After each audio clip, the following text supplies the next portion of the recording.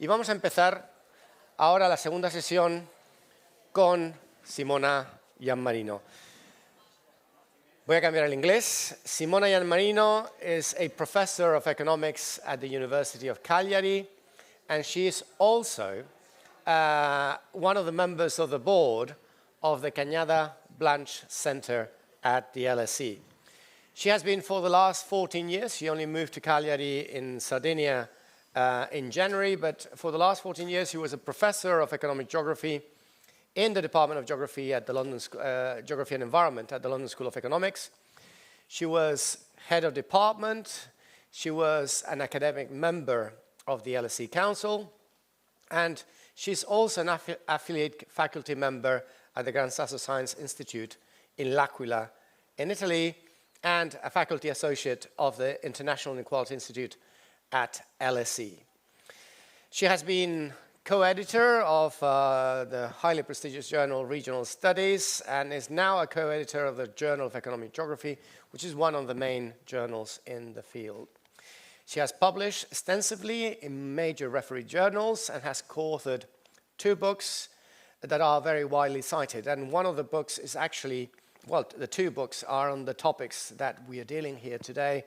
One is Multinational Corporations and European Regional Systems of Innovation with John Cantwell. And the other one is Multinationals and Economic Geography with Philip McCann from the University of Manchester. She has a very long-term experience in externally funded international research projects and in consultancy projects for various international organizations, being very active in giving policy advice, amongst others, to the European Commission, to the OECD, and to different agencies of the United Nations, as well as other government agencies. So without further ado, Simona, the floor is yours. There you are. Explain me. Yeah, that's. This is to go. Yeah. Thank you very much. Thank you very much. Working? Now Yes, it's working. So, evil, this is me now. I will show you, because there is, as usual, there are dark sides everywhere in this world. So I'm going to talk about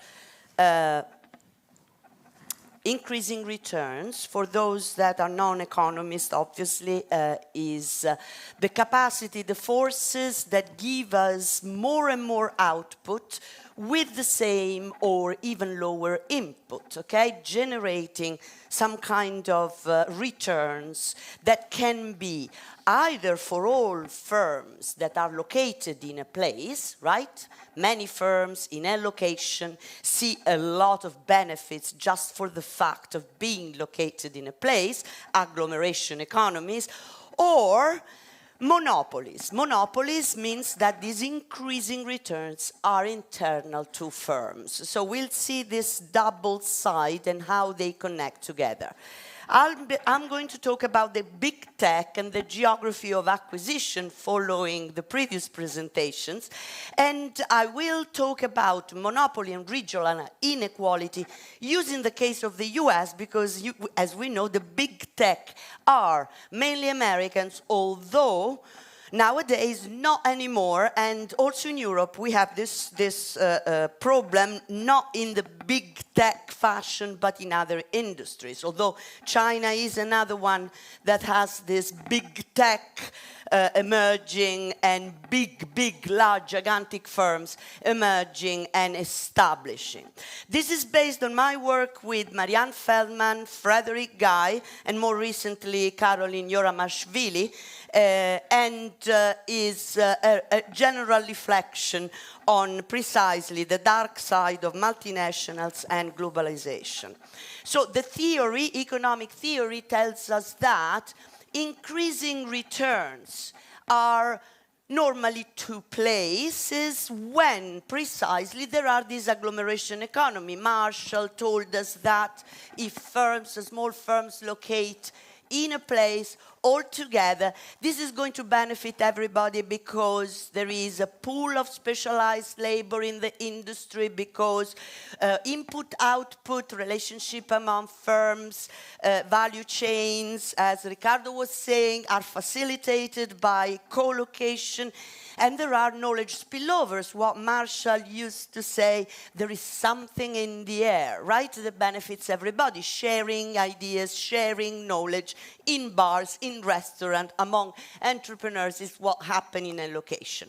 Or, I mean, instead of localization economies in certain industries, in certain places, you can be in a big city, right? In a big city, bigger and more diverse obviously help everybody. And in fact, we see nowadays that the big urban agglomerations also in Europe are the winners of globalization. On the other side, we have what Ricardo has explained wonderfully before, all this spatial unbundling in globalization, global production networks and global value chains. Why? Because technology has allowed us to decrease cost, to have a greater specialization of labor, okay? Slicing up the value chains across places according to different functions. And internationally, we saw in the last decades after the Second World War a lot of reduced tariffs, increasing participation in global trade, and what multinational corporations have done is actually, you know, to arbitrage according to where the regulation was more loose. This is what multinational, particularly the big one, do. And therefore, we have that specialization in the functions, in the value-added function, particularly those that are high value-added, are not equally spread around the world, but actually are concentrated in a few places. Now, let me tell you something about this map. This is the representation of a regional inequality in the US.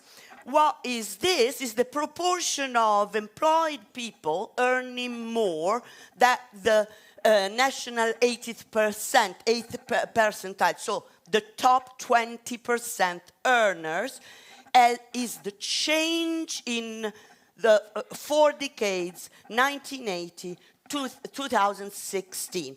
These are commuting zones, 709 across the US. These are data that are scaled by population, normalized by population. And what we see in this change here is that you can see the green spots, those that have gained, where this 20% of top earners grow. And you know, you can see is Washington, New York, Boston, and San Francisco and the Silicon Valley. While the real loser are Detroit, Chicago, and all the Midwest, okay? Pennsylvania, Wisconsin, Ohio. That used to be, in 1980, the winners, in fact, right? The highest concentration of high earners was in Gary, Indiana, at that time, a big manufacturing center in the steel industry, right? So you can see how this change has gone over 4 decades. Now, when we have this sort of spatial inequality, economic theory and also local economic development and regional policies have 2 ways to go. One is to tell the firms, well, you know, here there is nothing anymore, move to the big city, okay? And I mean, mainstream economists tell a lot this solution. Now you have to go where this agglomeration, in fact, produce increasing returns. Or, like, I mean, me, Andres, Ricardo, and our school of thought is, well, let's try to make your place better where you are as an entrepreneur, right? So specialize smartly. These are the indication by the European Commission in the last 10 years, right? Reform institutions, attract foreign capital and multinational, invest in innovation, human capital, entrepreneurship, promote high-tech and particularly digital startups. All these things can actually revitalize places. But this is under the assumption that these increasing returns are to places, okay? So are something that we can say is a common pool, which is not always the case, because monopoly manifests, as I said at the beginning, as increasing returns that are internal to a firm. So when you have the interaction between technology and business, okay, you can see, and we have seen over time, the rising information-based network industries or platform monopoly strategies. So what do I mean by platform strategies?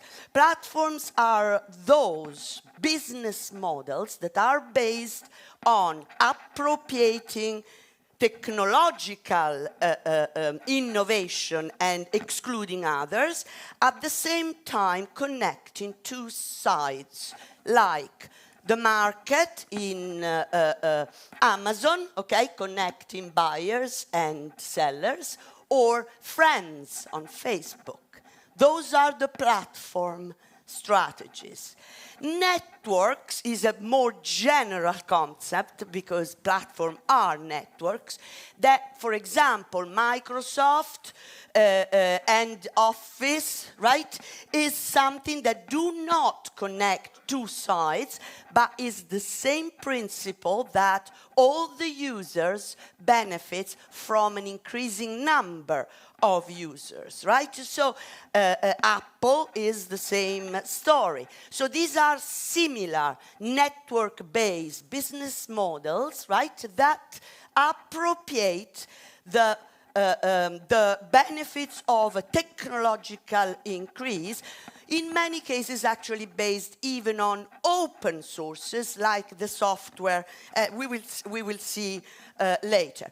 On the other hand, you can also, in a way, classify with this network, information innovation-based networks, some of the industries that are more traditional, like, for example, pharmaceuticals and chemicals in general.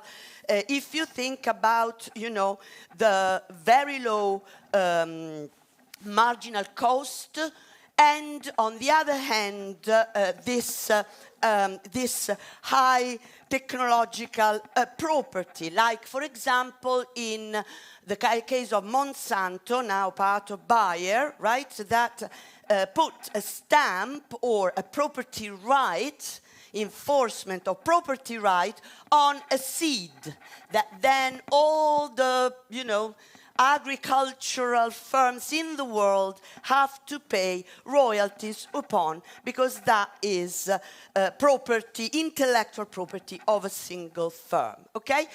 These are natural monopolies. Well, I mean, there is a debate on that, but what we believe is that is really contingent on the control of the access to the platform and to this enforcement of intellectual property rights. And at the end of the day, is an institutional choice, right?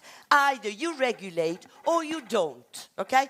The interaction of this increasing return to the firm with the agglomeration around the firm is, in fact, creating these imbalances with places that are emerging, growing faster and faster and faster, and depriving at the same time other places from benefiting from these externalities, okay? This is also amplified, and this is the third stool leg, by financialization. Why? Because in the last 30 years, we have seen a growing, impressive growth of financial instruments that basically treat the money that is out there in competitive sectors as a sort of cash flow for diverting this towards the most rewarding venture, like, for example, identifying good startups and, you know, venture capitalists go to what is a potential future monopoly, more than, you know, allocating money across small firms in competitive sectors. This, in reality, I mean, is in the US clearly identified as an institutional change that happened at the beginning of the 80s after Reagan was elected as president, and there was the Bork interpretation of the antitrust regulation, in the sense that Bork was the one that said that in order to enforce antitrust, what matters is the proof that consumers are harmed. That interpretation diffused across the United States economy to the point that the Federal Trade Committee saw gradually over time all the cases of antitrust basically disappearing and drying up, okay? So, and as we know, you know, antitrust doctrine change, deregulation has been there, and particularly so in the US, and expanded intellectual property rights. In fact, nowadays, we patent software, we patent algorithm, we patent genetic codes, right? So this enlargement of... So this is just to support the point we make, right? This is research done by very, very great colleagues that Eggstone and others. This is markups in the US, the rise of markups identified according to the two different data sets.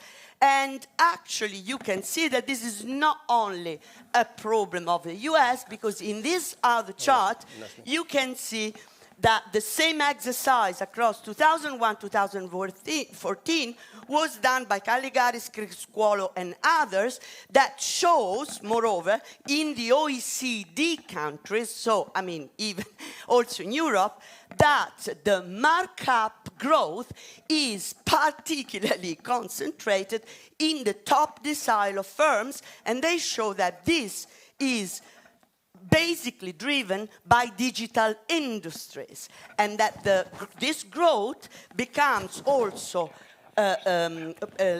more and more marked in the difference with industries that are not digital. So the top firms in the digital sectors see their markup growing exponentially also in Europe. So market power in the US. This is a common measure that is being used to measure markup, which is the change in the ratio of market value to book value of asset. What is it? Okay, is market value is the capitalization, how much a company is worth on the market, okay, on the stock market, and value of asset is what instead on the books of the company is the total value of intangible and tangible asset. The higher this ratio, the more the entry barrier, okay? I mean, this is, and you can see that the map corresponds precisely to that I showed before in terms of regional inequality. These are other examples of models of information age, right? It's not only Apple, I mean, building on BSD Unix open software, or Google using Android building on open software Linux, but also Amazon, Alibris, TripAdvisor, Booking.com. Booking.com and Airbnb take a share of between 15 and 30% on the profit and the revenues of all small operators on the market in the whole world, just providing a platform, doing nothing at all, not only, but not employing people, okay? These are not the big, gigantic firms of the past, right? So, pharma, biotech, Monsanto, and so on and so forth. There are many industries that. And you can see also that when there is this merging between Marshallian and externalities and big firm increasing returns, what you have is this emergence of market for startups, okay? Market for startups. So the startup objective is really to be selling their product to the big tech. Google, Apple, Facebook objective and strategy very clearly emerges also from the literature. Is either acquire or kill, and both strategies benefit from co-location and also proximity to the venture capitalists that are the same that invested in the big tech at the beginning. So you can see the geography of venture capitalism in the US. So what happens in all this story, in a nutshell, is that small entrepreneurs, you know, if you are developing a software, you are actually doing something that is very portable, right? It's a footloose product. You don't need a plant. You don't need employees. So although the founders prefer to stay, actually they are attracted in the big tech hubs, right? And therefore attracting also venture capital that is there and not elsewhere on the other side of the US, okay? And there is this phenomenon of migration of small startups to tech cities, okay? And therefore, this, in a way, provides a flows of potential income and source of productivity growth and from the regions that are not winners to those that are already winners. So, I mean, we also looked at this phenomenon of big tech acquisition. This is more recent research. You know, we selected the 7 big techs. The criteria are common to any Google, Adobe, Apple, Facebook, Oracle, Amazon, and Microsoft. You can see that they are anyway located in Silicon Valley, San Francisco, San Jose, and Seattle. And we look at the period 1997-2020. It's been a very detailed collection of data because there are no real database on this, okay? And so also a collection merging different sources. And what we see is that there are 900-something acquisition made by these 7 firms in the period, of which 310 are San Francisco, San Jose, the Silicon Valley story, and, you know, followed by a few, New York, Boston, Los Angeles, Seattle, but a very few. Some, even outside the US, you can see where, right? I mean, of the 200 outside the US, I mean, 43% are in London. So hubs around the world, tech hubs, okay? So to tell the story here, you can see the big tech acquisition. We compare the big tech acquisition with 4 groups of comparators, okay? And in the specific sector, because more than 3/4 of acquisition made by big tech are concentrated in computer programming services, pre-packaged software, computer processing, and data preparation, and processing services.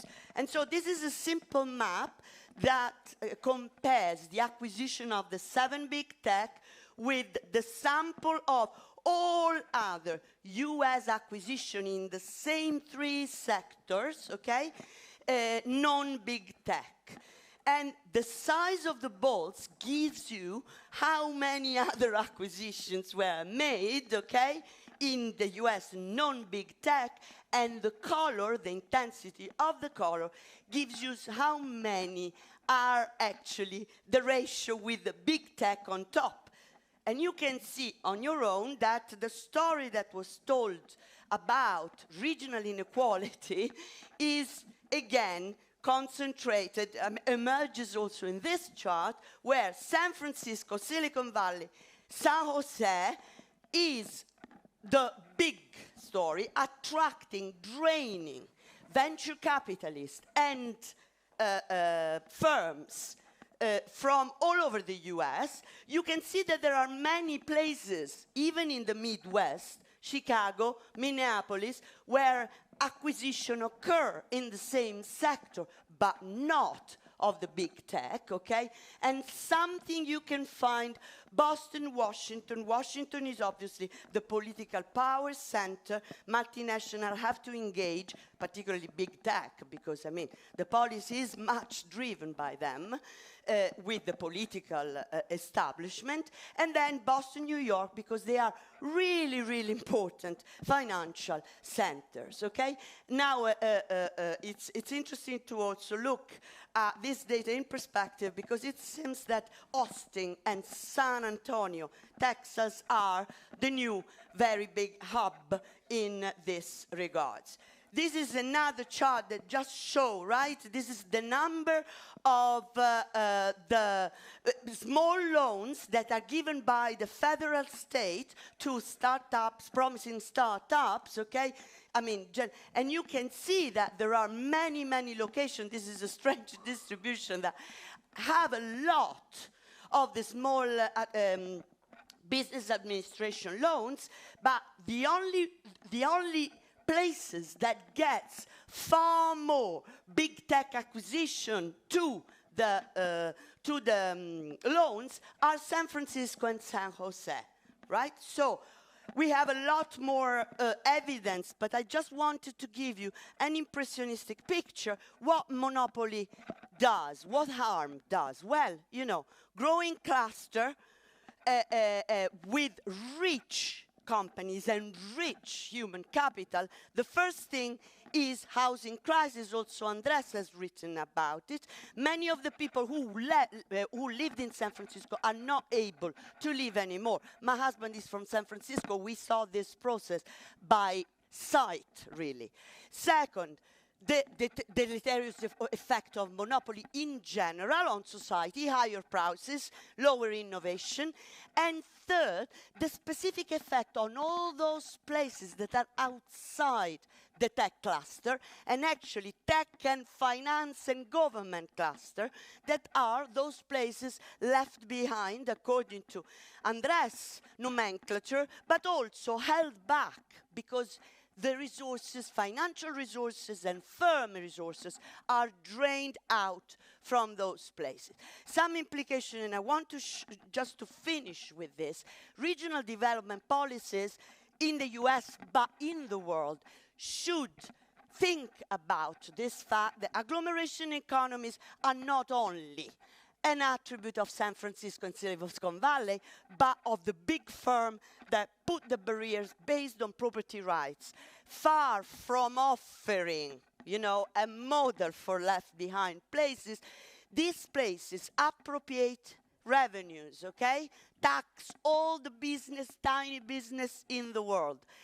Restrict the use of basic knowledge, public available knowledge, locked in to their own profits, so degrade capabilities and divert capital from other firms through the financialization of the economy, okay? San Francisco buzz, this is what central San Francisco looks today. And it's something really horrendous. I've been there for 20 years, every year, and this was not, definitely not there. Here you can see and also this redistribution of what is disproportionately found in a few places, but is also spread across industries that use the same kind of property rights and general platform networks model. And you can see that US state attorneys general, European Commission are realizing this more and more, okay? This is not a technological inevitability. This is an institutional choice. Regulation is not they should exist or not. Is, shall we regulate them in a way or in another? However, Amazon, Microsoft, Alphabet went on buying like maniac in 2011, and here other cases putting big pharma. Well, I mean, the CEO of Pfizer in 2021 released publicly a speech in which he said that it's criminal to share the intellectual property rights of firms on the COVID-19 vaccine, stating just right a few hours later that the company has accrued $37 billion only in 2021 for selling the COVID vaccine, which makes it the most rewarding medicine sold ever in the world in the history of human being. Right? So, I mean, this is something we have to think about, and the European Commission is probably the front runner in this sense. And right 2 days ago, our colleagues in Joint Research Center in Sevilla have just launched the European Center for Algorithmic Transparency, and maybe, right, Europe is finally ready, taking the leadership in regulating. With artificial intelligence, these trends will become even more speedy and dangerous, regulating big tech platform and not only big tech, while fostering an innovation that is aligned with democratic value and with the principle of equity. Thank you very much.